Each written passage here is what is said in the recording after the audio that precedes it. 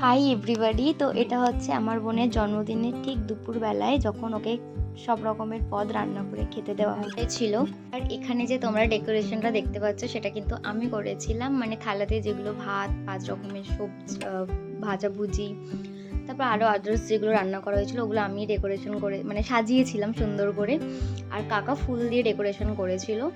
তো যাই হোক, সব কিছু রেডি হয়ে যাওয়ার পর ফুচির তো খুব খিদে পেয়ে গিয়েছিল, অনেকটাই বেলা হয়ে গিয়েছিল। তো একে একে সবাই আশীর্বাদ করতে শুরু করে দিয়েছিল। ফার্স্টেই ওর বাবা অর্থাৎ আমার কাকা আশীর্বাদ করছিল, দেন ওর মা, আমার ঠাম্মা, দাদু, কাকিমা সবাই মিলে আশীর্বাদ করে নিয়েছিল।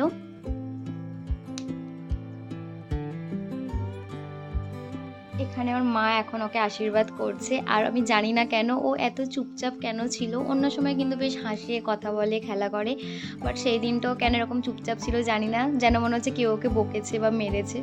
একদম চুপচাপ।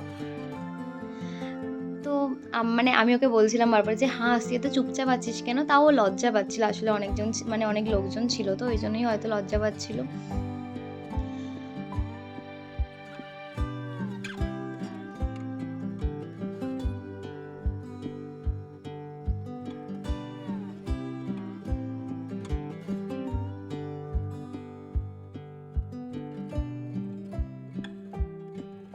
এত আশীর্বাদ করেছে যে ওর মাথায় দুব্বো, তারপর আরও ফুল টুল মাথায় ভরে গিয়েছিল, সেটাই পিসি একটু সাইড করে দিল। দেন ওর মা ওকে ভাত মেখে খাওয়াতেও শুরু করে দিয়েছিল।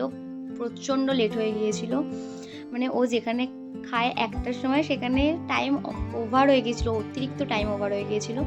তো ওর মা একটুখানি খাইয়ে দিয়েছিল। আর মেনুতে ছিল ভাত, পমফ্রেট মাছ ভাজা, কাঁচকলা ভাজা, আর হচ্ছে বেগুন ভাজা, তারপর করলা ভাজা, কাঁকরোল ভাজা, পটল ভাজা, ভেজ ডাল, পটলের তরকারি পোস্ত দিয়ে, 5 রকমের মিষ্টি, দই, চাটনি, পায়েস, স্যালাড, আর ওর স্ন্যাক্স ছিল।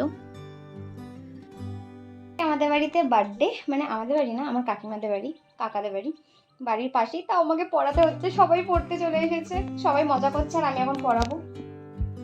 এখন বাজে 4টে, দেখতে পাচ্ছ? যাই হোক, আমাদের ঘড়ি দেখো না, ঘড়ি খারাপ হয়ে গেছে। তো এখন বাজে 4টে, এখন পড়াবো, তারপর সন্ধ্যাবেলার দিকে যাব, তখন মজা করব।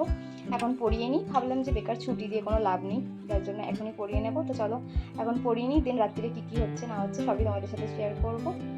তো চলো, টাটা।